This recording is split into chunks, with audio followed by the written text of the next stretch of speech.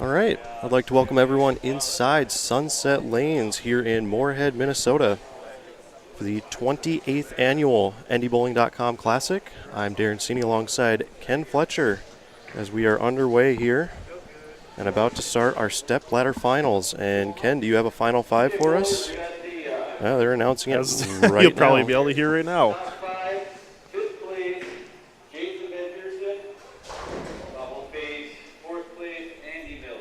Okay, there you have it. Our first match will be defending champion Andy Mills against Jason Van Fersen. Nick Heilman in third, Brady Stearns in second, and Rob Warren is our top seed. So there you have it. Our first match will be Andy Mills against Jason Van Fersen. And quite an interesting mix, and what a day it was here in match play. Yep. Started off very first game, Brady Stearns shooting 300 out of the gates, and didn't have to look back too much. Rob ended up catching him late in the day. They went back and forth the last couple games, and good position around match, and Rob just snuck it out by a few pins. But yeah, those two were top dogs pretty much all day long, and beyond that, our top five were not quite set going into the position round, but there's a pretty good gap between fifth and sixth. And, kudos to Jay Leary, who ended up finishing sixth. He only missed by 27 pins. He gave it a run, but, the five guys that made it were the five guys that were there pretty much all day. Very nice. And let's go through kind of where everyone else finished before we get started. We'll see Andy and Jason are going to do two shots in each lane. So while they do that, let's go through kind of where everyone else finished. Like you said, Jay Leary in sixth, Antonio Tejeda in seventh, Mike Green in eighth, Dave Bashina in ninth, Chad Nelson finished 10th. Three-time winner Mike Morris makes his return to the Classic here, finishes in 11th. Jason Hansen, who was a qualifying leader yesterday by a lot. Oh, yep, by 131 pins he led. And he was in 12th. Clayton Moore finished 13th. KFYR winner Jeremiah Smith finished in 14th, which I do believe will wrap up NDBowling.com Player of the Year for him. Very likely. So congratulations to Jeremiah. Mike Larson finished in 15th. Tristan Clymer in 16th. Rod Holm in 17th. Billy Hessness in 18th. John Breckel in 19th. And Justin Coast rounds out our top 20 at the Classic here in 2021. So if you are joining us now, please once again head on over to the chat room. Let us know how it looks, how it sounds. Once again, YouTube does its thing. And hopefully we're good. Hopefully we're live. Everything's good. So let us know. Never fails to have issues right when we start, but always. Now once again, these two players here will be taking two shots on each lane. And then we'll be underway in our first match of the finals of the 2021 NDBowling.com Classic, the season's final major. Yeah, like you said, interesting mix of bowlers that made it. Brady, I think we all could have predicted what he was going to do today, taking out urethane, playing right, and doing what he does. And, I believe Rob's been on our show once or twice before, so not a new face, but he's going to be playing right as well. Right was not there yesterday. Correct. But for whatever reason, day two, as always, gutters in play. And that's why you see our top three guys, as Nick always has said, gutters always in play on Sunday, and here he is yet again too. And then, Andy doing Andy, and our I guess you could say odd one of the top five, and Jason Van Fersen. Yeah, and Jason's out of Minot. I know Jason very well. I bowl league with him, and he made the cut last week in Aberdeen. It was one of the first tournaments he's made cut in, and he learned how to do the whole match play point system and everything else. And I think nerves got to him last week in Aberdeen, but definitely not the case here today. No, and should be noted as well that since there was two shifts, that there were rebuys allowed for the second shift, and Jason was one of the one that rebought into the second shift and ended up, I think he qualified in top 5 to secure his spot, but bowled extremely well in the second shift to make it, and then obviously all day long today.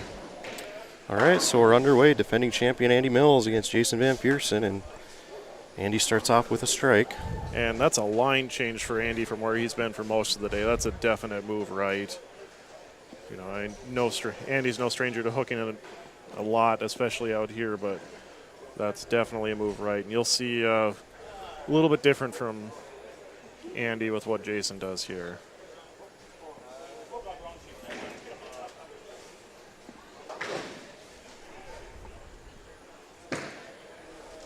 It's not a bad shot. Good shot there. Good start for Jason, making his NDBowlTV debut. And also quite the animated guy when he's out on the lanes, too. Yep. Not something I think we're used to. You know, we see Nick, we see Brady a lot, and they're pretty stoic. You know, they don't show a whole lot. And, you know, it works well for them, but not how Jason is. And I very much enjoy watching that because I like to be that way as well. Absolutely. You know, a little bit of emotion never hurt anybody.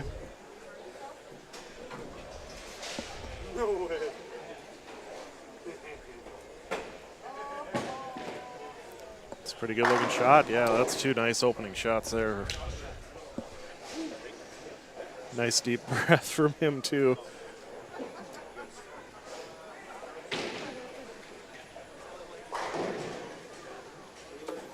Okay, so second frame for Mills. Both bowlers looking pretty comfortable so far. Good Nice shot there. Andy, I believe, using 2 different balls, too. Yeah, he was doing that over on the position round over on, what was it, 9 and 10 they were bowling on? Yep. It's quite interesting, but, I mean, no need to talk about the caliber that he is, and he knows what he's doing, so obviously sees something with the 2 lanes. And I do thank Tad Schmidt for coming into the chat room, letting us know everything looks and sounds good. I do appreciate that. Always good to see Tad around. Mills in the third. Soft 10. Almost got it. I believe that's a melee jab. Blood red on the left lane. Looks like it.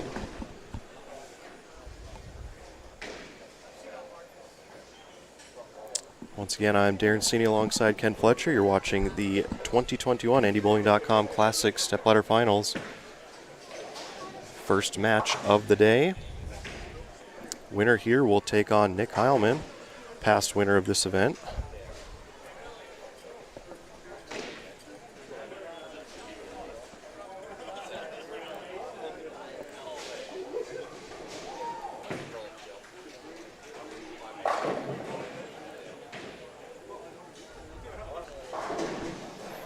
All right, Dominic Fettig, you got a little late. Which 5 are in the stepladder roll? Top seed is Rob Warren. Second seed is Brady Stearns. Third seed is Nick Heilman. And then our 4th seed, Andy Mills. 5th seed, Jason Van Pearson. All right. Good break getting the 7 out.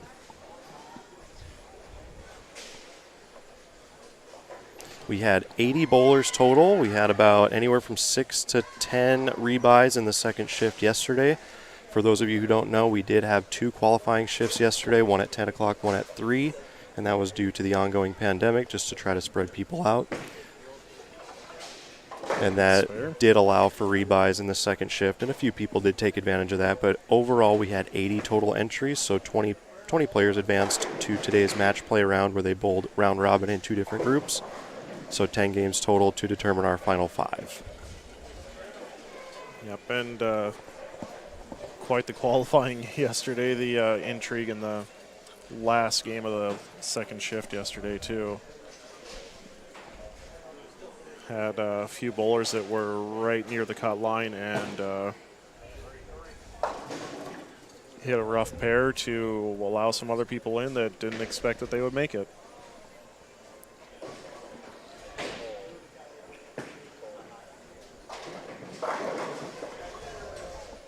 I will say Jason's kind of got his work cut out for him with who he's bowling against here, a 5-time major winner, and then who's left in the ladder. So quite the debut for Jason here. Very much so. Maybe. Oh, But,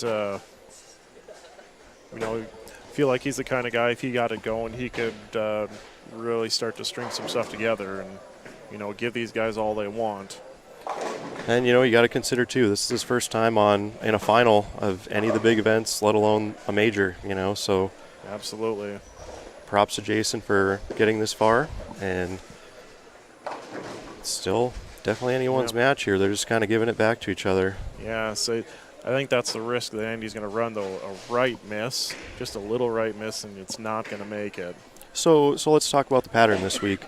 This week we bowled on the 2021 PWBA Bowlers Journal Classic pattern, which was a 3.5 to 1 ratio pattern with about 24.5 mils, and that allowed a lot of different options to get to the pocket this week. Yep. And we saw that from a lot of people. Today it was a little different. You saw more people having success on the gutter, but you could still get to the pocket from left. Yep. And really what happens in our show is going to be not as much like at the CMA where the urethane really took it out. Urethane was in play today, but I don't think it really blew up the pattern like it did back in Minot. No, there were not as many people doing it. I think maybe 2 or 3. That was a nice shot from Andy. 2 or 3 people today were throwing urethane. Obviously, Brady, who was our second qualifier. It never came into play like you see at other tournaments. I don't think I remember really seeing anybody play it yesterday at all. Right. But a lot of people did try it, and rightfully so. Absolutely. But yeah, like you said, multiple angles, multiple ways to get there. You can see Jason's throwing it pretty hard, right down the track area. Andy was looping it a little bit. Tough break. But you could get there a lot of different ways. And so today it seemed like it favored the straight guys a little bit more than the guys that hooked it. And I think that was due to less traffic, I would believe. I would probably agree with that. You don't have it's not like there's a ton of traffic with only 3 or 4 bowlers on each pair yesterday, just given, circumstances. But, the middle was very spotty today from what I could tell watching. And, that's why you see Brady and Rob were, not predominantly straight players, but, that's what they did today, and that's why they're where they're at. Yep, and one thing about this pattern was it was extremely speed sensitive. It was so easy to throw it through the back of the house. Oh, yep. 2, 8, 10 combinations all over the place, and then get soft on one and you go nose. It was so easy to do this week. Just like that, pretty much. Yep, you can see Jason maybe inching a little left, but then it doesn't make it up the hill and you wash out. Again, the winner here will take on 17 winner? 2016 winner, Nick Heilman. So he was a past champion here. Ooh, almost got it the hard way with the ball. It's a little bit of a rough start here for the guys, but this is what can happen very easily. I think Andy yesterday at one point, he started off the day 250, then shot 130 his next game, and then shot 250 his next game, and followed it up with 170. So I said it can go every which way, and that's a big double to take a big lead right there. I think the one thing about Sunset Lanes that I don't know if we've talked much about in past shows here is how different this center plays from pair to pair. And it seems like no matter what we put out there, it's really important to try to not waste frames when you move pairs, whether it's in match play or in qualifying, because every pair plays so different. It definitely does. And I mean, I bowl league here, not this year, but I've bowled it in the past, number of years. And you can, good break, you get the 7 out. And, there are definitely a few pairs where you can see the noticeable difference. The pair to our right, 13 and 14, or 13 always hooks. Yep. 1 and 2 is always going to hook less than most of the house. But, it is definite difference. And once you figure it out and know what's going on, you know, you can shoot some scores in this house. And so if we're looking at our top 20 yesterday, the cut to the top 20 was Jeremiah Smith at 41 over, which was right in line with kind of what we predicted on NDBowling.com. Yep. We had a little bit of drama down on, I believe it was 19 and 20 last night, where the last pair to finish had 4 players that were all within the cut. And one of them got in, a couple fell out, and then the other one ended up being the alternate. So Yep. a little bit of drama late in the qualifying round yesterday, so that was exciting. Yeah, it always, it's like maybe a ball switch and still doesn't quite get up the hill. Say maybe just a little inexperience from Jason on this one, I would say, but yeah, like you were saying, you know, some drama last night in the last game of match play, and you know, a lot of the guys that bowled that first shift, Jeremiah bowled the first shift, Mike Larson, who ended up qualifying 18th, bowled the first shift, and you know, they were, you know, I think we were both telling them, you know, they were safely in, we expected. We thought so, yes. Yep. Just with the way that it should have played out, but the scores in the second shift were just as good, and so Jason Hansen bowled the second shift and ran away, really. It was He, by over 120 pins, he qualified first. So yep. The low game of the day of 207 was his final game of the day too, and yeah, I mean, so he ran away with it our yesterday. top qualifier with a 19-14 total, averaging close to 240 on this pattern, where it only took about a 205 average to make the cut. So impressive bowling by Jason. Mills now looking to put this one away, and does with a trip 4. Just kind of needs to keep it on the lane next few frames. So yep, just 2 marks. 2 marks will be enough for Andy. Again, the winner will take on Nick Heilman in our quarterfinal match. And you have to think if Andy does get by Jason, which it's looking more like he will, potential driving rights and in the last couple matches here with Rob in the top seat as well. Well, let's be clear. I don't think Andy's driving anywhere. I think you were probably right, and that strike will probably about seal it up. All right, so defending champion Andy Mills, who is looking to win his 3rd consecutive major that he has entered, he won this tournament last year. The last major he bowled was up in Minot about a month ago, just pretty much a month ago. And now this would be his 3rd in a row and would be his 6th overall if he can once again run the ladder like he did in Minot. It's going to be a tall task today, I think. Yeah, Jason just looking a little lost there. But again, impressive couple weeks for him after making the cut in Aberdeen and just kind of getting a feel for the match play thing. And now a little further, got into that show, and we'll likely see Jason again. Yep, so it's only going to help build his confidence. You know, I imagine, you know, for him it's going to be he'll look back at this last game and be like, wow. And let's look at our payout. For finishing in 5th, Jason will take home a $650 check. So congratulations to Jason. And again, a great tournament. Yep, absolutely. Said he'll look back at this and he'll be disappointed with this game. As say, you can see it on his face with that. Yeah, I think it's just comical to him at this point. But yep, but like I said, you know, props to him for how he's bowled the last couple weeks, and especially after the first shift, you know, and then rebuying in for today. So, well, and that would figure picks it up out of the back. Yeah, we leave it 4 times. All right, we're playing for a top prize of $1,800, so a good prize fund here. $1,000 to second, $850 to third, $800 to fourth, and then the $650 check for 5th. So, and as always, perfect flush strike to finish the game. Easy to do when you're already out of it, you know. Yep. See if Andy does anything here to test the waters, maybe. Yeah, still throwing 2 different balls, 1 on each lane here. So, good time to test some things out as he's got the match in hand.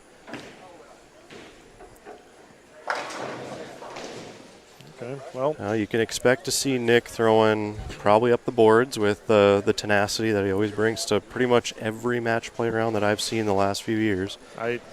what I've watched with him today and yesterday, I don't think he's thrown much besides it. It's pretty much been that, and he's done what Nick does. He keeps it clean, keeps it in front of him, and just Fill frames. fills frames and pulls well. So Andy tried the melee jab there, and that one started up about 2 or 3 feet sooner. So he might stick to the 2 ball in each lane, or different ball in each lane that is. And We'll see what happens. But about to bowl his good friend, Nick Heilman here. And I do recall them bowling on our show here at the Classic a few years back, and Nick had a chance to shut him out and had a 6 count on the final ball to give Nick or Andy the win. So does sound familiar to me. bragging rights are definitely on the line on this next match. Oh, for sure. Both past winners of this event. And that'll be the final there, 233 to 155. Andy Mills will advance to face Nick Heilman. And that'll give us a brief moment to once again thank you to Brunswick, the official bowling ball of NDBowling.com. We do appreciate what they've done for us this season. Go to your local pro shop, as there's a lot of new releases out. If you could, follow us on Twitter, like our Facebook page, and please hit that subscribe button on the bottom of your YouTube player. If you could hit the thumbs up button as well, that does help us greatly. Once again, I'm Darren Sini alongside Ken Fletcher, bringing you live coverage of the 28th annual NDBowling.com Classic here at Sunset Lanes in Moorhead, Minnesota. We're about to enter our quarterfinal match.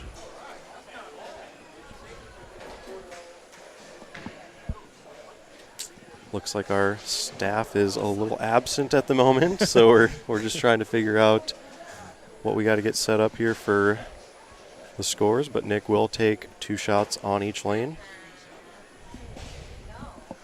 Always tough when you're trying to run a tournament and run a bowling alley at the same time.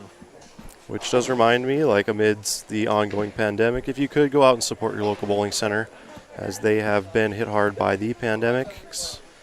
And, Sunset Lanes is right there with the rest of them. So go out and support your local bowling center and all small businesses if you get the chance.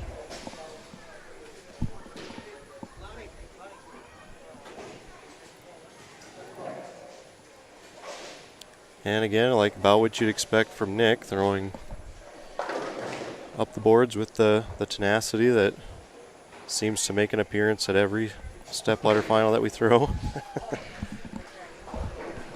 He knows what does well, and these guys know this building, I think, probably as well as some of the league bowlers anymore. Especially this pair, as they're no stranger to NDBowlTV here. So yep.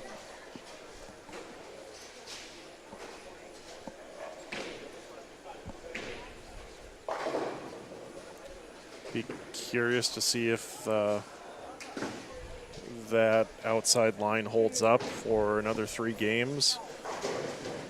Because, with Andy moving right as well, that's going to create a little burn spot potentially for some of these guys coming up that have played right all day long. Could be something to keep an eye on. And then, of course, you got the next match, which is Brady Stearns, and it's always a what's he going to bring to the lane? Is he going to bring a reactive, urethane? Phenomenal bowler, throwing each, so you just never know. I've been eyeing him over on practice and said, yesterday he did both. He tried urethane, he tried reactive, and I think most of the day was reactive for him. But today has been all urethane all day. But he has been throwing reactive on the practice pair over to our left. So just, something to keep an eye on with that too. Obviously very capable of doing whatever he wants.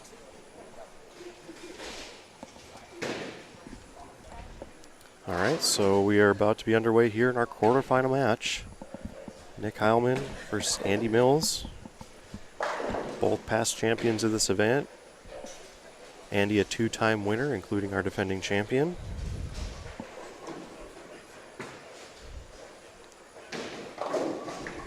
A little wide, but fortunate to get the 9 count. Yep, there's a point at about 3 or 4 board where if you get it right of that, and it's not going to make it up the hill. And that's what these guys seem to be keying on, I think, right now.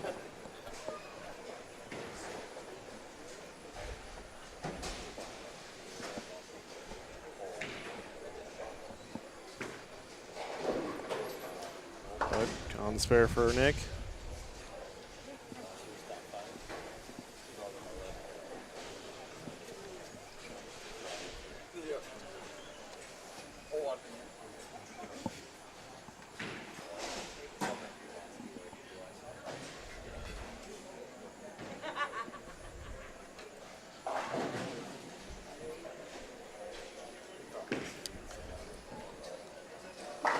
Good shot there. Looks like Andy's sticking with the same ball, at least for now, in that lane.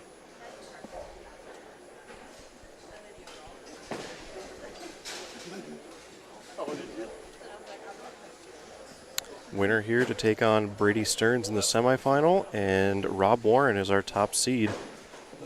I believe he was top seed, I want to say it was back against the year Andy Mills won for the first time. Rob Warren was a top seed that year. Yep, it sounds about right. I'm not 100% certain because these all kind of blend together after a while. But you know, when you're as good as these guys are and they make more step ladders than they miss, it's hard to keep them straight. That's right. We've seen a lot of these guys in many different centers on shows, so they're no stranger to NDBowlTV.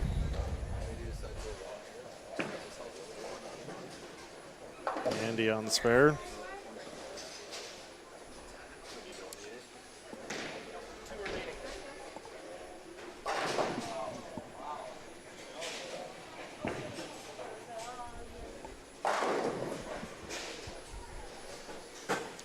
Heilman now up in frame 2.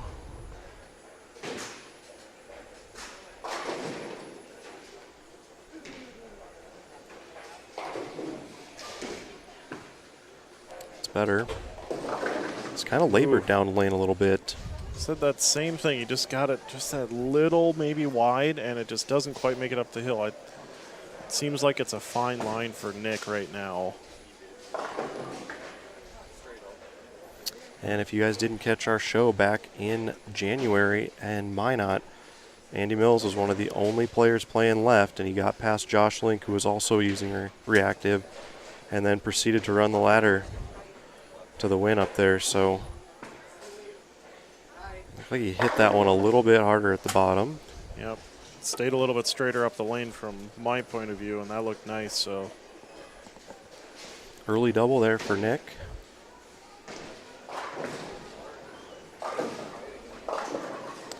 I believe Andy's also throwing tenacity on the right lane, but has still been throwing that melee jab on the left, I believe.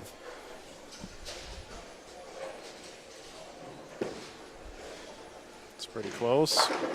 There's a little bit of wiggle down lane on 12, and Nick's ball did the same thing. There was a little bit of wiggle right around 40 feet, and it came up light. Nick was able to shuffle out the strike, but that ball was a little late for Andy and left that soft 10. Yeah, and you know, that's maybe the roll coming into play. You know, you see Andy kick out a lot of those corners because of that kind of voodoo-y roll that he has. A voodoo-y roll, I like that. Well, but yeah, not quite able to get that one there.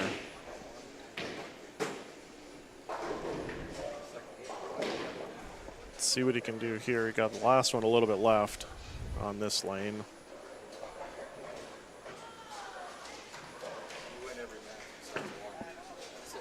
It's better. Ooh. Wraps a 10 on that one. But a couple good shots there from Andy.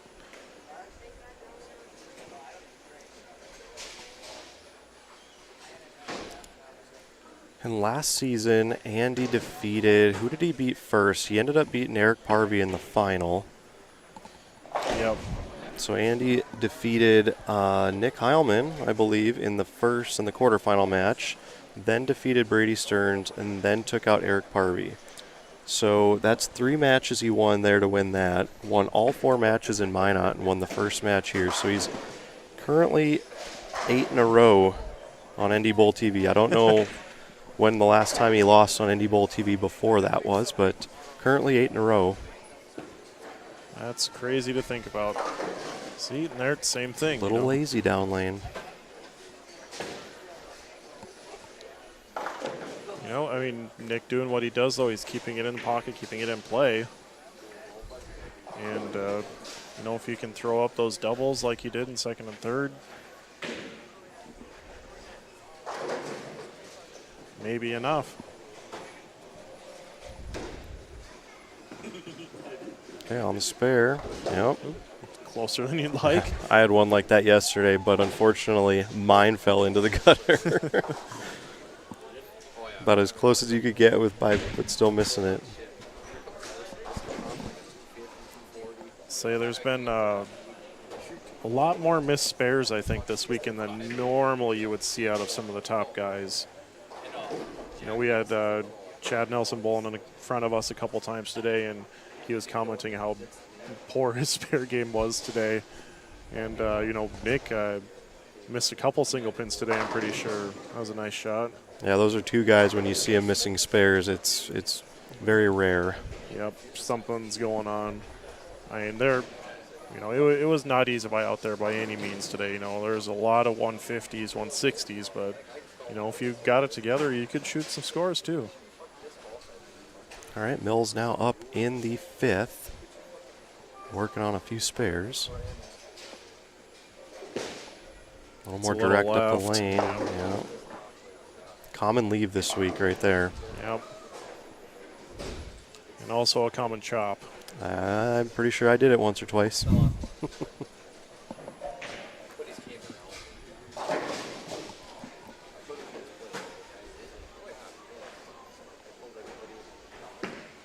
Careful. Well, look out. Careful. Ooh. All right. Yeah, he was thinking chop too. But now it's another spare, so go up and try and throw a strike here and on what appears to be the better lane right now.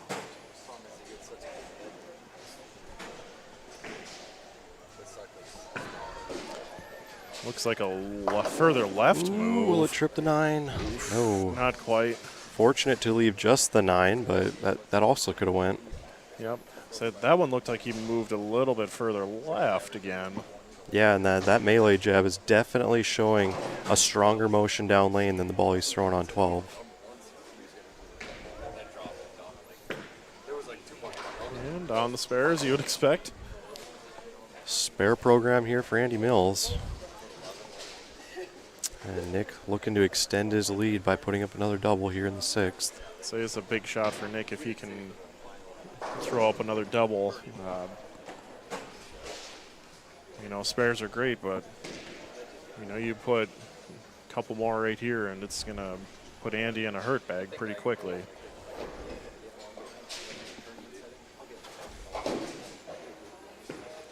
Looks okay if it pushes. Oh, Yep. Just enough. Got that extra little wiggle room on 12. Still didn't look like he was quite sure. That was, you know, maybe a little bit more up the lane than the last couple, and probably wasn't sure if it was going to hold, but just enough.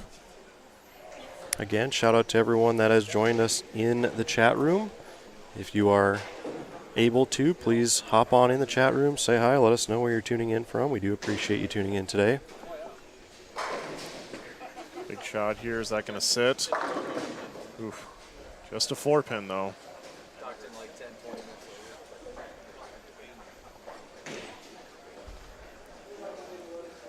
But putting Andy in an early 23-pin hole, so. And Nick is a 2-time major winner looking to get his 3rd. I know that's probably a talking point among these friends as Andy now is 5. And on spare. Yeah, you know Nick is just probably itching to try and catch up to Andy with how well Andy has bowled the last couple of years.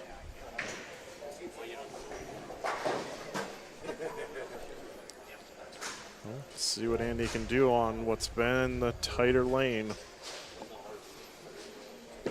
Keeping it the same ball, a slight move left, and that labored down lane. Oof. Shaker 7, pin coming around. They do kind of have late machines here on certain pairs anyways. A lot of late falling pins we've seen this weekend. Yep.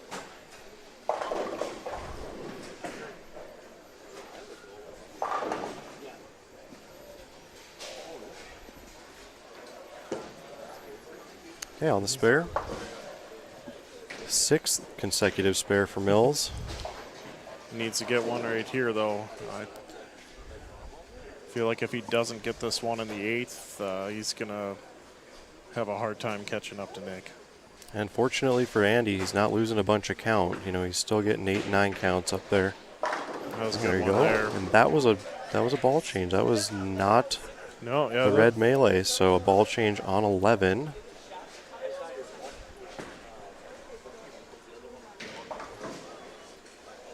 You wonder if maybe he's going to switch on 12 now as well.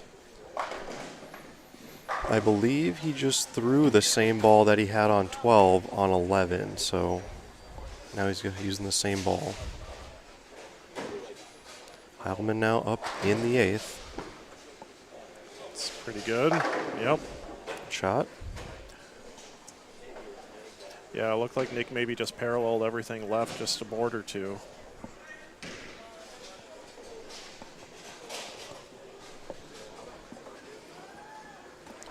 Double here will go a long way.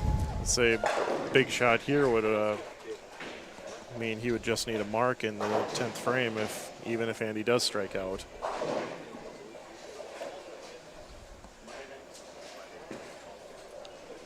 It's got to push. Oh, all right, well.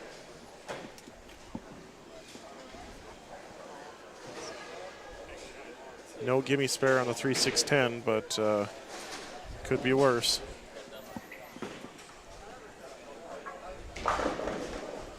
Well, shout out to Joe Scott. Thanks for joining us in the chat room. Along with John. John, I do believe maybe you bowled yesterday. I recognize the name. Yeah, I believe John did bowl yesterday. Do appreciate you coming out and entering the tournament. Careful. And there's the boy. chop. Any 3-6-10 combination this week's been pretty rough go. And that puts the count dead even. But Andy can go up here 9th, 10th, and 11th Win it, yeah. and shut Nick out. Now he's going to the melee jab on the right. I wondered. I had a hunch on So that just one. made the ball switch on each lane. And that's a big shot. So there's still a very decent chance of a tie with the count and everything right here. But said Andy can go up here, throw the first 2 in the 10th, and get a pin and shut Nick out. I've always said when it comes to Andy Mills in matches on NDBowlTV, give him an inch, he'll take a mile. This guy knows how to take advantage of opportunities. Absolutely. It's got to push. Ooh, and unfortunate to take the 10 and not the 6 out. And that's big for count, that it's 8 instead of 9. And you can see it. I don't know if you could quite see it in his reaction on that, but threw his hands up in a little disgust, I think. Again, careful on the spare. Looks good. So count's still very big right here. A strike goes a long way. Yep. Nick's just got to pretty much go up here and match what he did and make sure he gets enough count.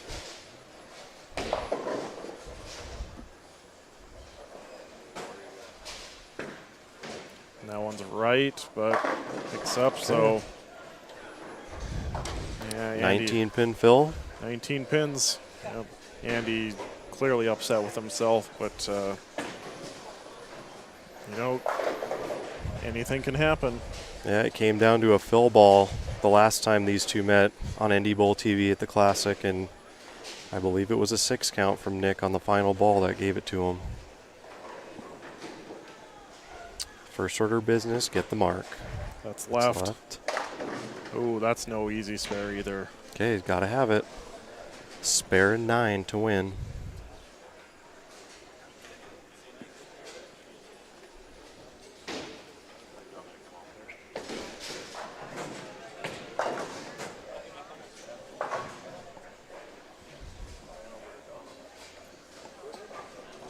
Yeah, this is not easy on this pattern. No, and Nick's going left to hook at it too, which is probably the right way, but that's how I would throw at it. Got to feed it far enough right. It's okay. Yep. Okay. That's really good. All right, 9 to win, 8 to tie. Anything less, Andy Mills will move on. His last 2 shots have gone through the nose.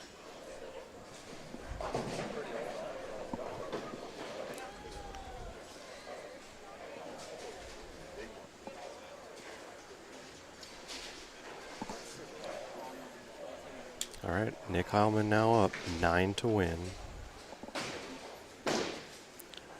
Careful. All right, good Got shot. it. So Nick Heilman will advance in a 204-202 match over Andy Mills. Nick will advance the semifinal match against Brady Stearns. And what a match. The way that started, I wasn't sure it would be that close, but like you said, you give one of them an inch, the other one's going to take advantage. And kudos to Nick to fighting off what could have been a disastrous open in the 9th frame. And shout out to Andy Mills, who finishes 4th and will take home $800. And his run of seemed like 9 or 10 matches in a row on NDBowlTV, so pretty impressive. Very impressive. No, and obviously not the last we will see of him. All right, so Brady will now take 2 shots on each lane as we prepare for our semifinal match. Once again, Brunswick is the official bowling ball sponsor of NDBowling.com and NDBowlTV. If you could, like our Facebook page, follow us on Twitter, and please hit that subscribe button on your YouTube player as well as the little thumbs up. It does help us tremendously. Again, you're watching NDBowlTV, the High Plains Bowling Network, live coverage of the 2021 NDBowling.com Classic, the senior season's final major, here at Sunset Lanes in Moorhead, Minnesota. I'm Darren Seeney alongside Ken Fletcher.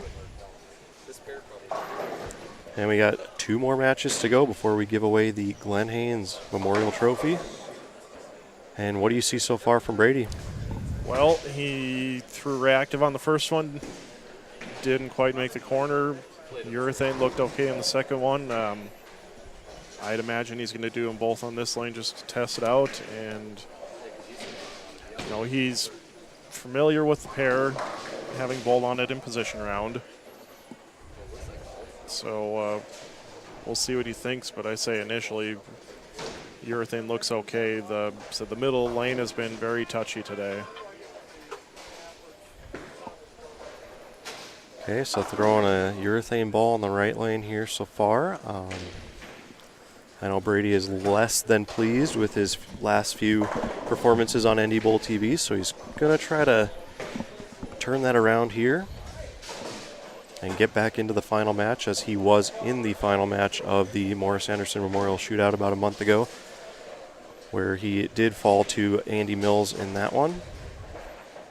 And once again, if you didn't catch all of our action here today or would like to watch any of our past shows, they're all in the YouTube archives. So feel free to go on over there following our show, as this one will post live, I would say, a few hours after the completion of our live stream here today. Interesting, he did not try reactive again and had the same reaction on both shots. So see what he does, but I would imagine Brady is going to go with urethane. And shout out to Dwayne Sandvik. Thank you for tuning in while you're out east. We do appreciate that. Hope all is well. It's a long ways away, isn't it? Yeah. All right, so we are underway now here in our semifinal match. Nick Heilman versus Brady Stearns. Heilman will start on the left lane. And Okay, nice opening shaker. shot. Say we've said most of the day so far the 12 seems to be tighter, so I don't think it's probably any surprise that Brady chose maybe to finish on 11.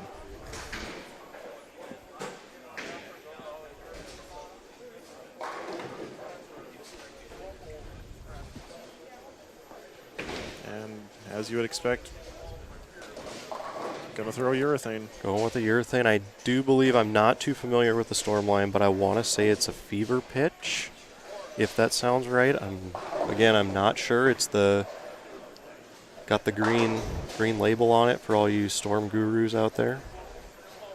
The green label, almost like a bluish color. Yeah, dark blue. Said, but very nice opening shot.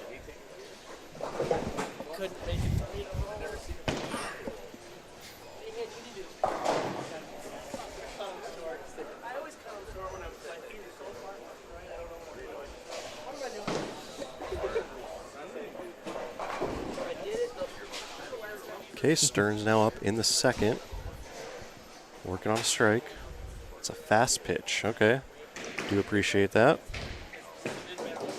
Have confirmation on the ball. And another great shot by Brady. We saw a lot of that today, which included a 300 out of the gates, game one of match play today on 1 and 2.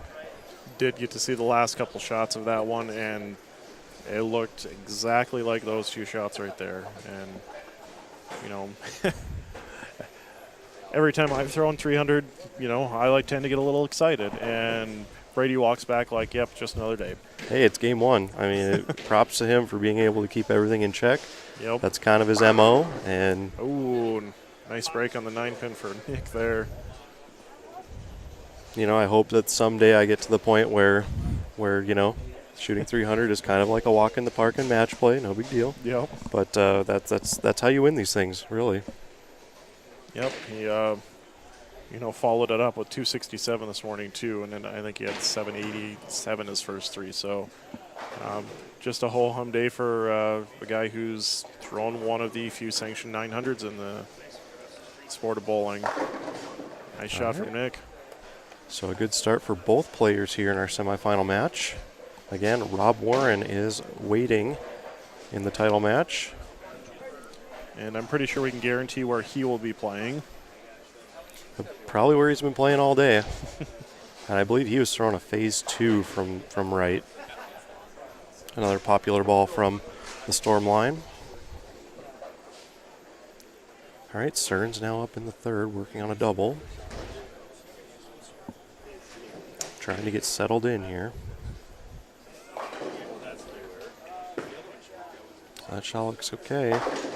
Little early hook, but still kind of rolled through the pins properly to take out the 9.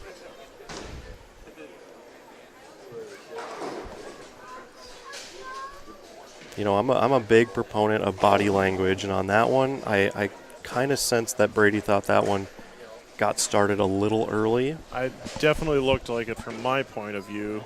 It's hard to see the finish with Brady right in front of me, but you take it when you get it like that. So good job to match Nick with the 3-bagger, see if he can keep it going. Well, this is about what you'd expect out of this match early on. Just left. Push, no. Yep. Left all the way on that one, and he knew it. And a tough spare with that 9-pin in the back. Yeah, I don't like this one on a house shot, let alone something a little tougher. There are too many ways to miss this spare, and only 1 or 2 ways to actually make it. Again, if you're just joining us, feel free to share the live stream with everyone you know on social media. Again, we're in the semifinal match. Winner to take on Rob Warren in the championship.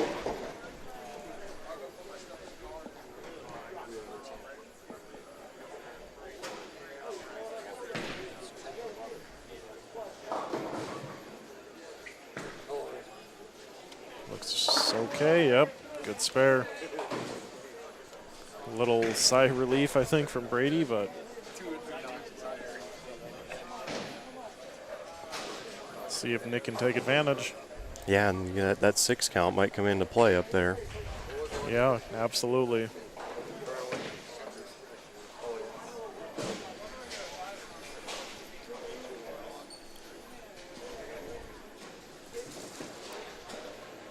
Looks okay.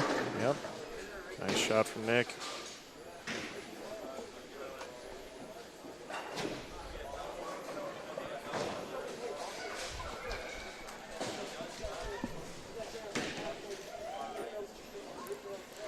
So Nick's looking a little comfortable now. Got a game under his belt. He's figured this pair out, and now it's time to go. It's okay. Got pushed a Little smidge. early hook. Are we seeing a little early hook on 11 now? I think he got that one a little bit up the lane more than he probably wanted to, but something to keep an eye on. Good break, only leaving the 6, though.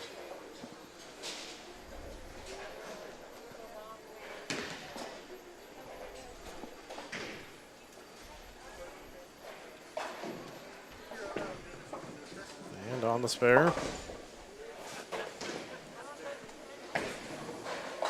Nope. Spare there keeps Brady well on the match. Yeah, count advantage to Nick early on.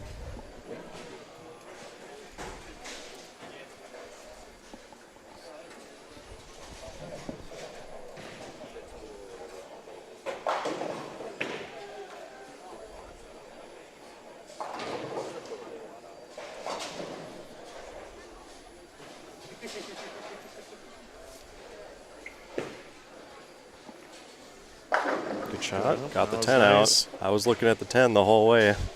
So that one looked maybe just a smidge firmer. Didn't quite pick up as early as it did the last time.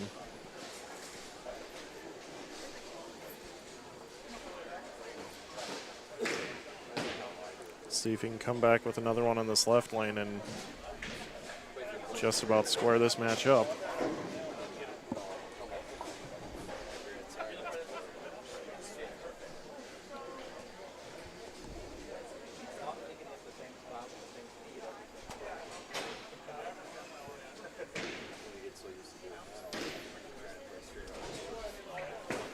Okay, a little move left there. It's all right. Got enough to get the 10 out. Got it. Yep. 2 good shots there from Brady to even the match up. Pretty good move there for Stearns.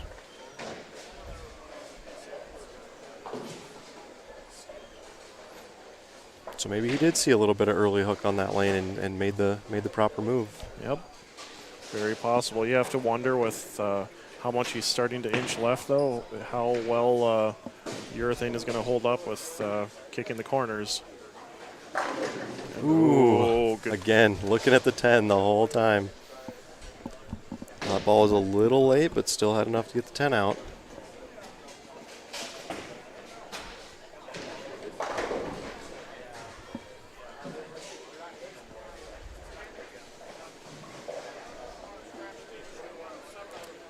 All right, Heilman now up in the 7th, working on a strike.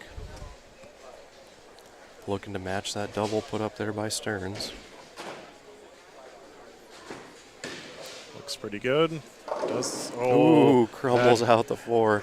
Barely makes it up the hill on that one and swishes it out. So you wonder if he made a little move left, but kind of got into that urethane wiggle room. Maybe just a smidge bit. Gonna have to be careful, but you take the good breaks. Right now it's, they both have a good look. It's who's gonna make the better shots to finish off this match. All right, Stearns working on a double up in the 7th.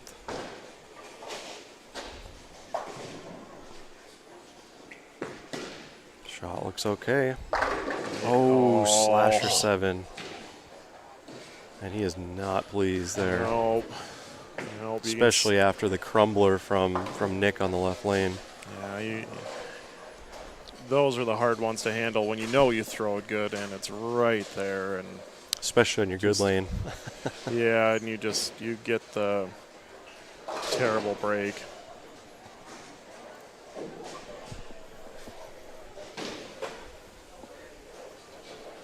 But regroup, get the spare.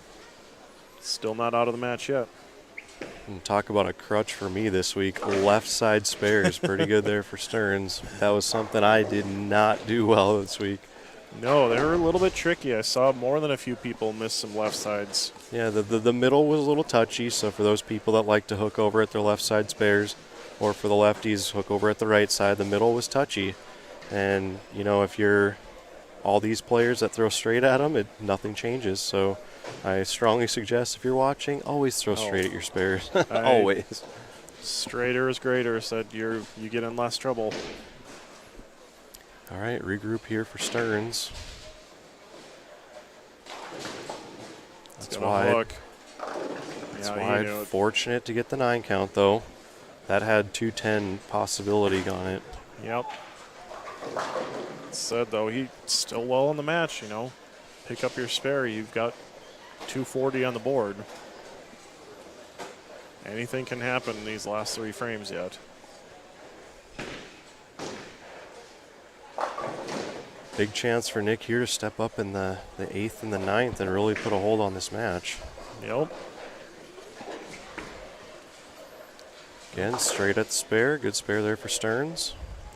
Yeah, he knows he might be giving it away with those 2 shots if Nick comes up and throws a double. But said anything can happen.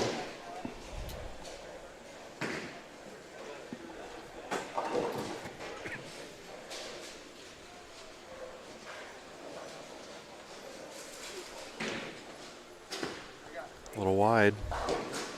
Ooh, crumbles it out again. It's a big break. 2 marks with good count right now will give Nick the win, but a strike here would go a long ways. So what do you think? What do you think Brady's over here thinking in his mind? Based off of the last few times we've seen him on NDBowlTV, he probably didn't throw as many good shots as he'd want. And now in a game where he's probably labeled 7 out of 8 shots. Ooh, almost. Yeah, you know, what kind of breaks can I get? But, you know, another good break right there for Nick. And just keeps the match just a little bit of a possibility.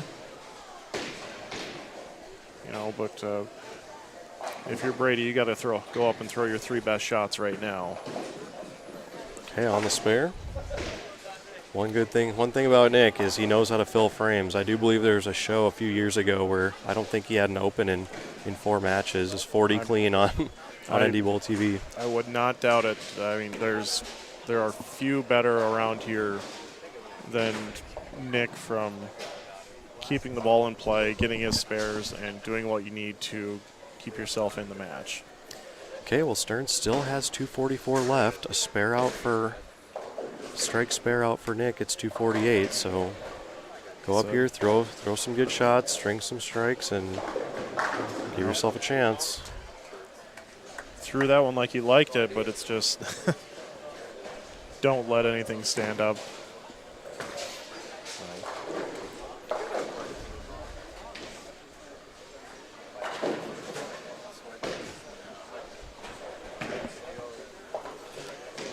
Again, if anyone knows how to throw strikes in clutch situations, it's this guy. He's, again, had 300 this morning, does own a 900. I know we say it mostly every show that he's out here, but knows how to string strikes.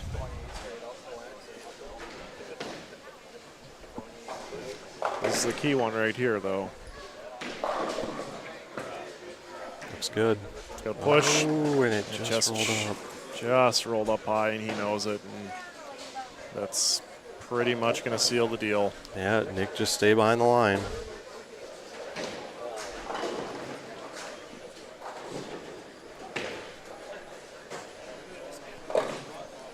You know, I think if you would have told Brady, will you take 220 and take your chances, I wouldn't be surprised if he would have.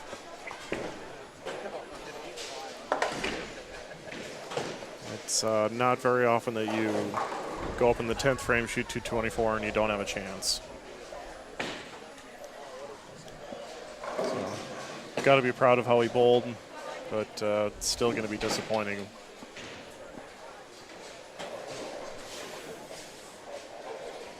Okay, it's good to see a nice amount of open bowlers coming in here. And I'm sure once the tournament is over and we clear out, they're going to have a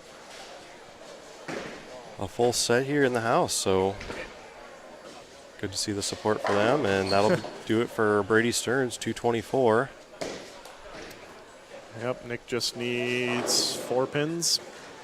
Yep, keep it behind the line. I think you can pretty much put this in the bank. Yeah, and then I wonder if he'll make a little move, you know, try a little something, because the last few shots definitely haven't been high hard ones. You know, they've been a little bit shaky. Yeah, that was pretty good. A little more direct.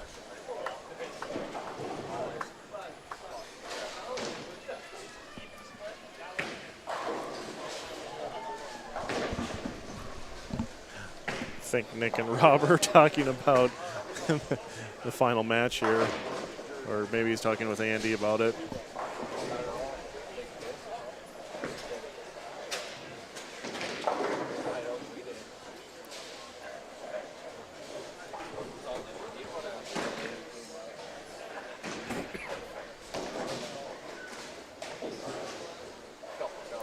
Yeah, it's a big game to look up and stare at if you're Rob, 248.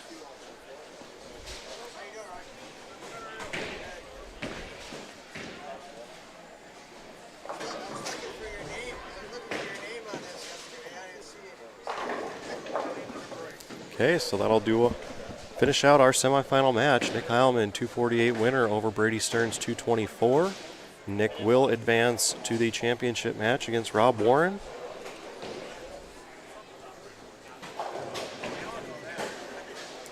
And again, Brunswick, the official bowling ball sponsor of NDBowling.com and NDBowlTV. Please go out and support your local pro shop. A lot of new releases just came out. Again, stay connected with NDBowling.com and NDBowlTV on social media. Like our Facebook page, follow us on Twitter, and please hit that subscribe button on your YouTube player. That helps us greatly. And again, you're watching the finals of the NDBowling.com Classic here on NDBowlTV, the High Plains Bowling Network. I'm Darren Sini alongside Ken Fletcher as we enter into our final match. And the winner will take home an $1,800 check and the Glenn Haynes Memorial Trophy. Nick Heilman looking for his 3rd NDBowling.com major title. Rob Warren looking for his 1st. And again, Nick is a past winner of this event.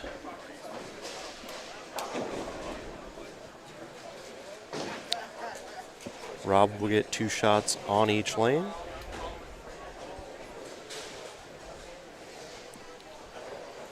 Rob doing exactly you would expect.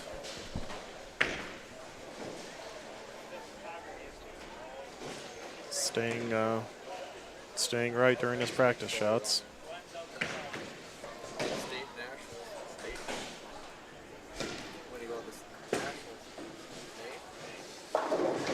I do believe that's a vapor zone he was throwing. Yep.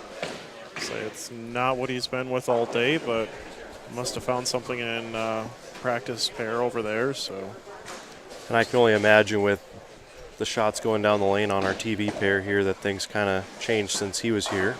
Oh, for sure. I mean, you've got a game of urethane. You've got Nick, who's been right, Andy, who was pushing some things right, and Jason, who was kind of in between all of it. Now here's a test shot with the phase 2. And that, I believe, is what he's been throwing all day long. And that one maybe looked a little bit better, but we'll... yeah, it looks like he's putting away the vapor zone, so it looks like he's going with the phase 2. Again, as a top seed, Rob will have choice in this match as far as which lane he would like to start on.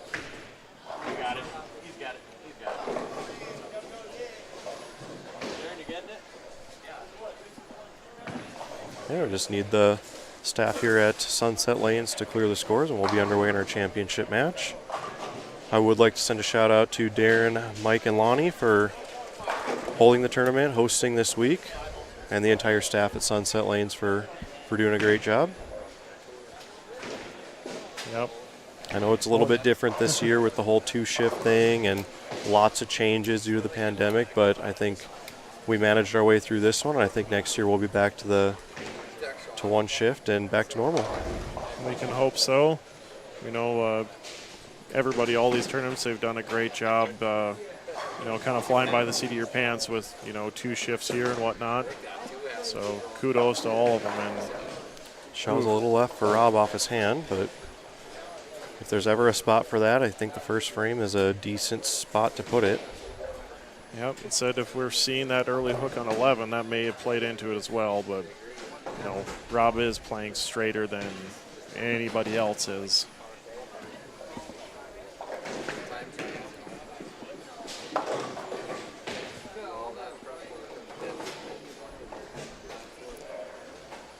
So we'll see if Nick can take advantage of it early.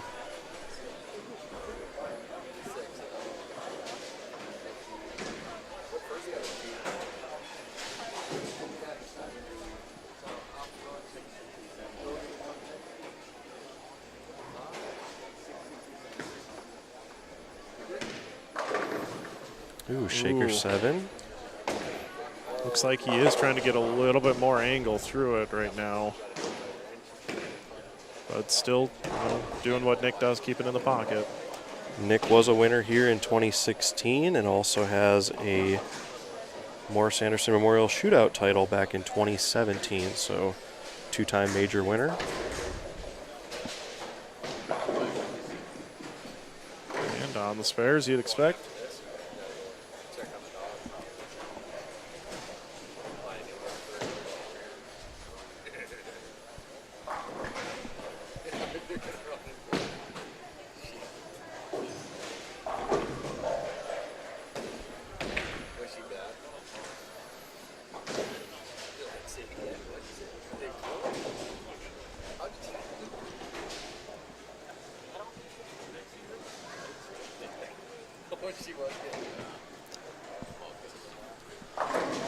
All right, nice shot from Nick.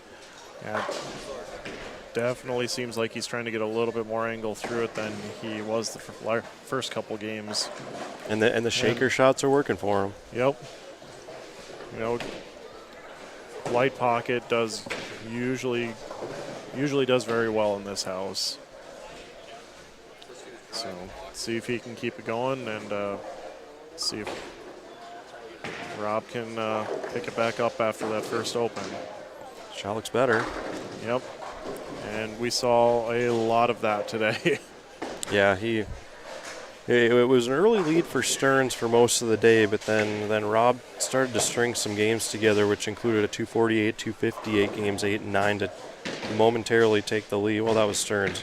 It was 256, 259 games 7 and 8 for Rob that actually got him into the lead, and then had to take it back there in the position round. They were within, 3 pins in the position round? I think it was only 1 pin, actually. And Rob did win that position round match over Brady Stearns 211 to 203 to grab the number 1 seed. See if he can come back with a good shot on the left lane. He's got to push. All right. Fortunate it's only a 4-7.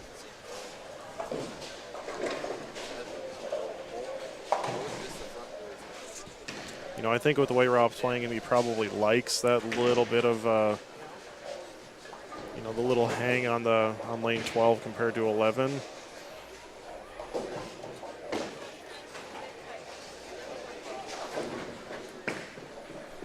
Careful. Ooh. That was probably a little closer than you'd like. That one's easy to cut thin and send it around the 7. So, big early shot from Nick to put a double on the board, especially with spare up for Rob. Again, following this match, we will get a word with our winner and present the Glenn Haynes Memorial Trophy.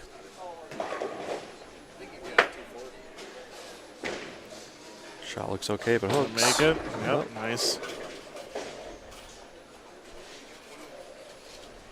So good early double for Nick. Yep. Still seems like he's unsure. Like you said, the body language just, he's not quite sure if it's going to make it up there and carry. But 3 good opening shots to take the quick lead.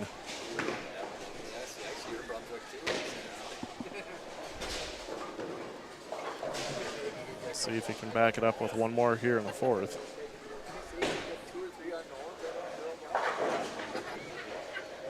It's pretty close. Ooh, And and the the 7 regular does 7. not fall this time. So 7-10 here in the 4th for Nick. Now this is absolutely makeable in this building. I don't think I've seen pins bounce in better in many houses than here, but It's the only place I've ever picked it up is here on this pair, actually. so it can be done, but I don't know if Nick quite has the ball speed to do it. Well, neither do I. Oh, okay. So you can see it jump around a little bit. So get the count. That's 76 in the 4th for Nick. Chance here for Rob to take advantage. I think it all comes down to that left lane for Rob, though. Yeah, with the way it looks early on, so.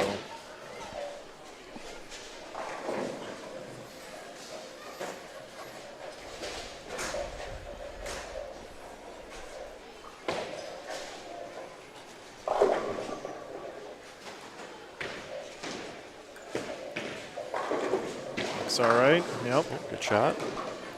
Big shot here for Rob. You got to wonder if he wasn't able to see kind of what we've been seeing. There's a little more hang on 12. 11 kind of starts up a little sooner. You don't know if he talked to Brady, if he talked to Andy at all. Yep. But clearly Nick is playing 3 or 4 boards left with his feet on 11. It just makes you wonder if he learned enough off those first 2 shots to make the proper adjustments and get the double here.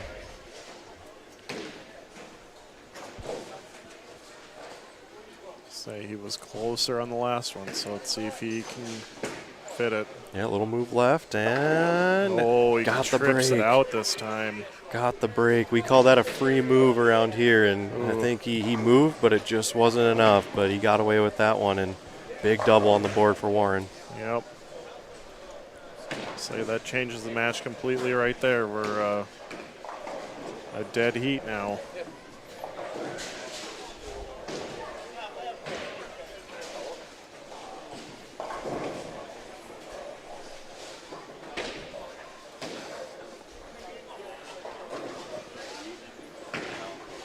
It's left. Yep. Okay, fortunate to leave a makeable there.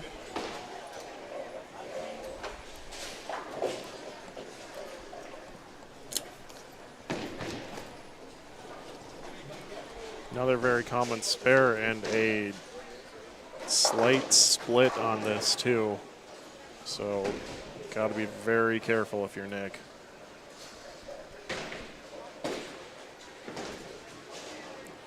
But good spare. So a spare up in the 5th for Heilman. He'll be up now in the 6th.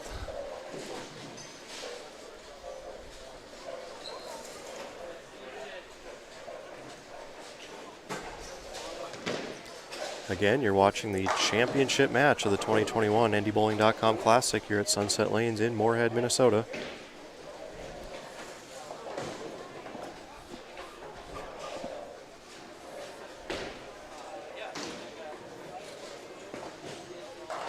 It's pretty good. Yep. It's a good shot there.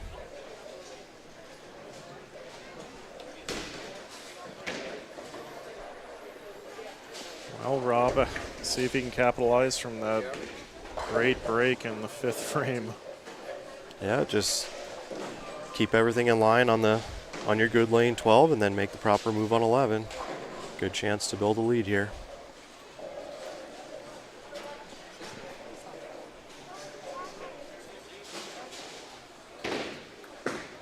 Looks pretty close again. Yeah, little late. Little late. I thought that was a touch firm off his hand. Yep. Like it's one of those shots where you just want to make sure you get it to the spot. But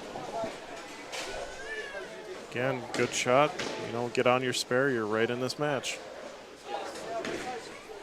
Yeah, spare here makes it a 2-pin match. Nick does have the strike up working.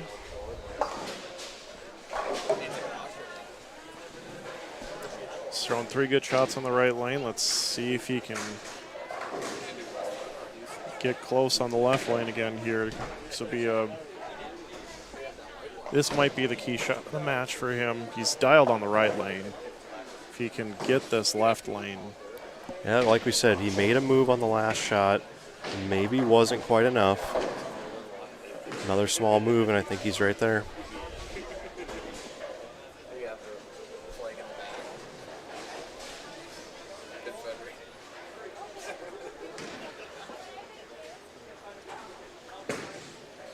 It's going to hook a little. A little late. Oh, trips that's out the 10. Big break there. But, all right. See, and I think that's a product on lane 11 from needing to be a little further left. You just don't have that drive through the pocket, and you risk that 7-10. But still with the spare here, he's right in the match.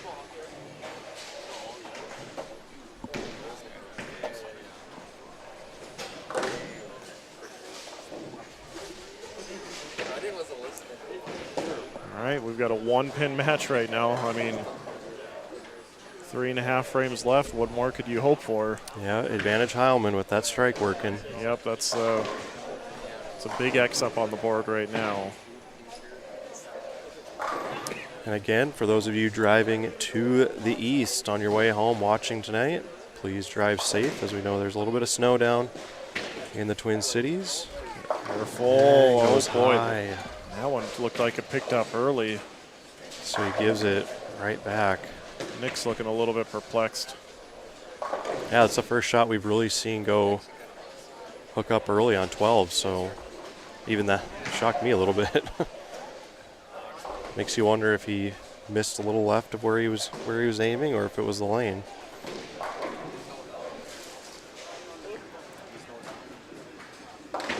Nope. Get your count. Say you're not out of the match yet. But And that little momentum swung back towards Rob Yep. Warren. Back and forth. Said throw another one like you did the last frame over here, though, and you're still well in the match. All right, so Nick Heilman's got 2:14 left.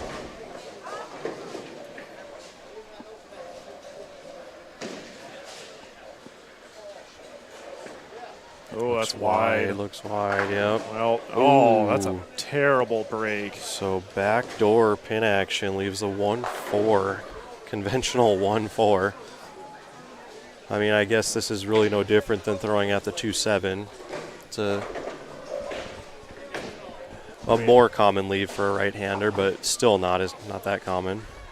No, this should be, you would think, a fairly routine spare. I mean, you hit the left side of the head pin, you're probably going to make the rail. I mean, Yep. Just throw a Brooklyn shot, pretty much. See what he does. No hook enough. Good There you shot. go. All right. Well, good spare, but those 2 frames right there, that clearly swings momentum back All to right. Rob. If you're Rob Warren, you were in this position quite a few, I don't know, 4 years ago, 5 years ago, something like that. He was in the final, I believe, versus Andy Mills as the number 1 seed and ended up losing that match. You're standing up here in the 8th with a chance to really get a stranglehold on this match. Get one on your good lane. Looks okay if it Pretty hooks. close, and just maybe a little firm again. Just didn't quite have the drive. Okay, a spare here gives him a 12-pin lead. Walk up, throw a strike in the 9th, and you can't be shut out.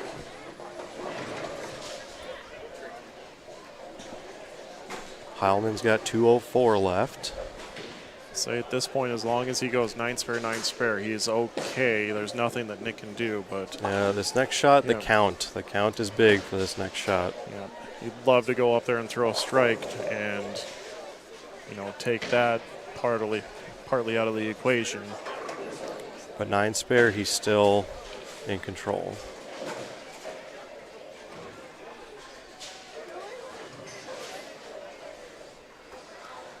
He's thrown a couple good ones on this lane the last couple, so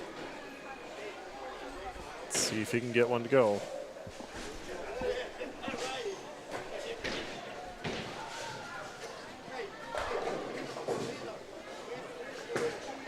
Looks left. Yep, got to push. And the 7 count. We just talked about it. The count now swings to Nick Heilman. Nick can now step up and win this match. Yep. Nick can throw all 4 in the 10th frame and shut Rob out.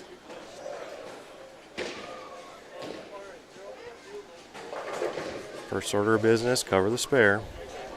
Yep, so this is by no means over, but that 7 count could be a big turning point. And good spare there. All right, so 4 strikes and Nick Heilman can take home this title. Anything less, Rob's still got a chance. You know, like we were saying, for people, you know, for Brady going up to throw the shots, I would not bet against Nick here. But been shaky the last couple shots.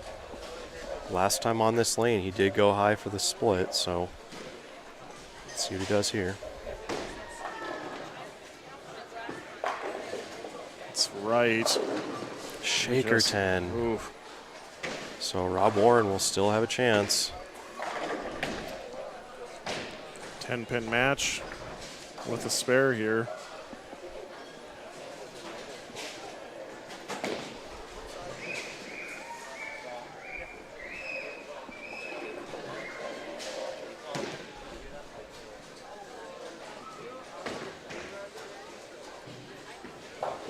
On the spare. So, got to regroup a little bit if you're Nick here. 193 left for Heilman. And regardless of what happens, this first shot is very big for count. Got to be thinking you have to at least throw the strike up on the board. So a strikeout here forces A double, Rob to double the win.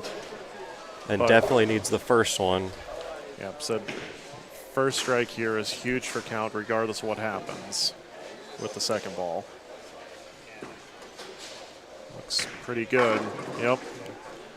So that's a big shot right there, but so It's all about this one here. these next two now really force the hand.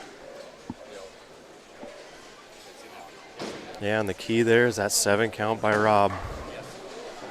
The match is totally different if he gets an 8 or a 9 count on that spare. Yep.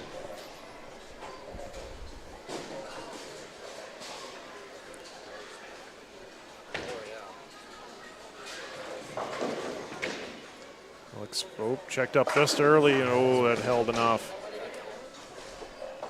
Well, he's going to make Rob earn it. Absolutely, but still, the difference between having to go strike spare and throw a double is so huge. Yep, got to get them all here.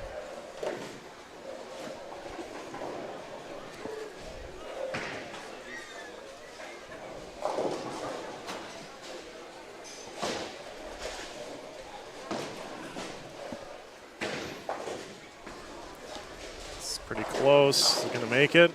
9 That's count. a big 9 count. That is such a big 9 count. So now you got to have the first one, and then any spare will win.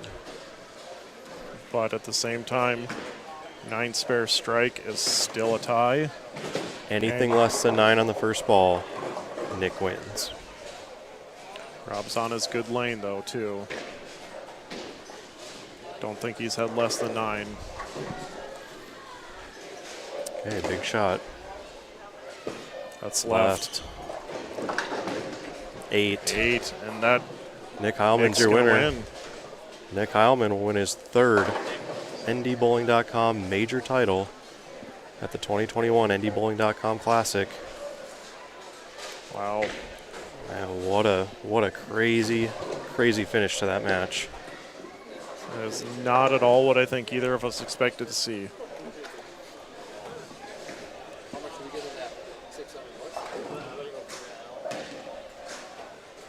You know, I know Rob has been here, but it has been a while. You wonder if nerves factored in at all. It's possible, you know, and they're good friends. They bowl quite a few tournaments together, and now I expect this one to be dead flush. Yep. And as you would expect. So that's a 191-192 finish. Nick Heilman is your winner of the 2021 NDBowling.com Classic. We will get a word with Nick momentarily, so we'll be right back.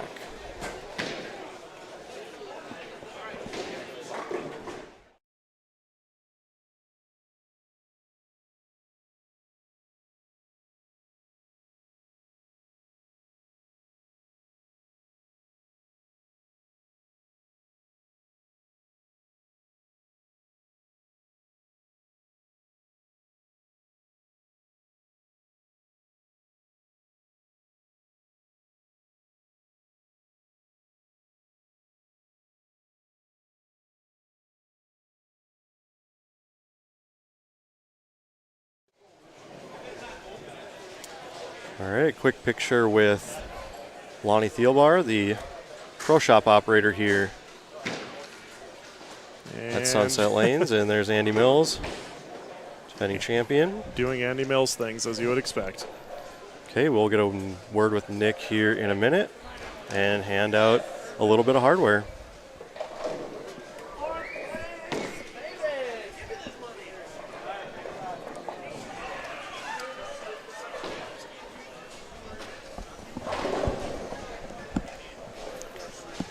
All right, let's see what we got here.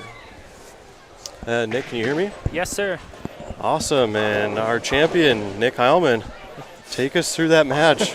Holy cow, what happened there?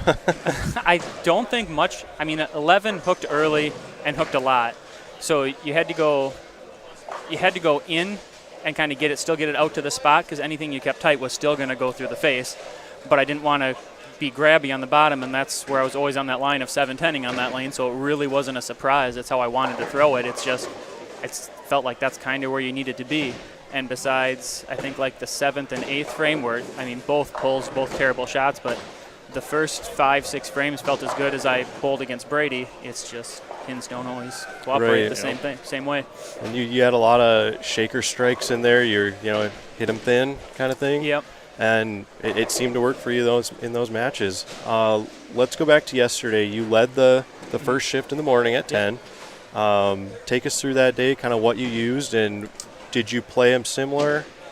Yeah, I played them exactly the same. I threw the same tenacity grit that I've had for years and years. For the first 4 games, I got to an end pair, 23 and 24, and it hooked a lot. So I chased it in with their new Zenith Pearl, and it looked really good. I got like the last 5 or 6 for a 230, salvaged that, flipped the house, and I went 170, 190, trying to chase it in, and just felt like I was falling behind. And then I just, somewhere close to Rob or somebody that was still playing out, and I thought, well, I'm just going to go back to that same tenacity grit, move way back to the right, exactly where I started the day, and see if it was there. And it was still the same there. So I just stayed in the exact same spot for my feet and my eyes for the last 3 games that I did the first 3 games. Perfect, and then it worked well today too.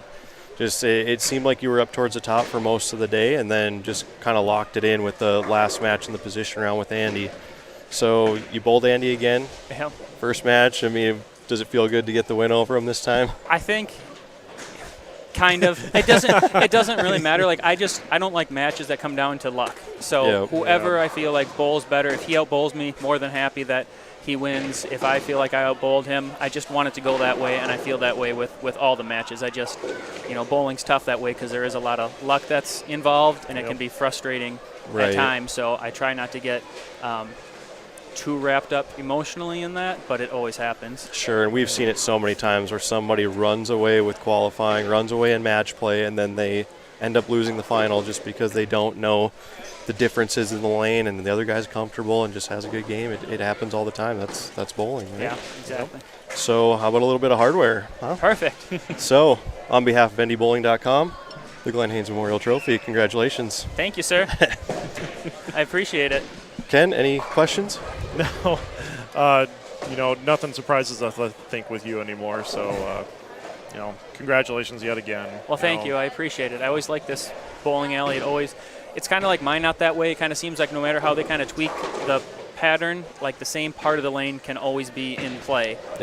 Whether it's a different ball or a different kind of shape, but it always kind of seems like you kind of funnel to the same spot, and it just lines up with me pretty And well. I feel like you've told us that before. The gutter's always in play on Sunday in Minot. Yeah, and it this seems year was like the it's- first year I didn't feel like that, and Right. it showed. But then there was some who was out there. Well, Russ Oviatt made it look like it was still. Yeah, in it was play, a but big urethane year, so Yeah, maybe that's that true. had an effect on how the gutter played. the but gutter was in play, just not for me this year. Yeah. So All right, well, congratulations. Have a safe trip home, and hopefully we'll see you next year. absolutely, thank you All guys, right. appreciate it. Thank you.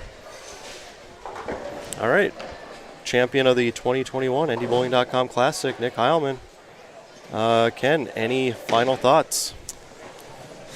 You know, it is becoming a common theme that we're talking to these guys, but you know, nothing surprises, I think, this weekend. You know, the best bowlers, I would say, made it to day 2. You know, pretty much the best bowlers were in our final 5. And, you know, Nick, obviously a very deserving champion. You know, kudos to everybody that bowled well today. You know, Rob, you know, Jason for making his first show. You know, it's nothing surprises me with Nick anymore. Right, and they're always going to be there, so expect to see them. It's just maybe Yep. a different combination of guys that make it and a different winner each time. You never know. Yep, absolutely. So, you know, shout out to those guys. This is, you know, those last 2 matches, I think that's what we all live to see. You know, we just want to see good, close matches, and that's what we got today. All right, so that'll do it from Sunset Lanes in Moorhead. Once again, I want to remind everyone that Brunswick is the official bowling ball sponsor of NDBowling.com. Again, stay connected on social media. Like us on Facebook, follow us on Twitter, and subscribe to that YouTube channel. We do appreciate that. As we wrap up another year here on NDBowlTV, we'll be back in August at the Midwest Youth Championships in Alexandria, so keep an eye on that. Once again, I'm Darren Sini with NDBowling.com, and you're watching NDBowlTV, the High Plains Bowling Network.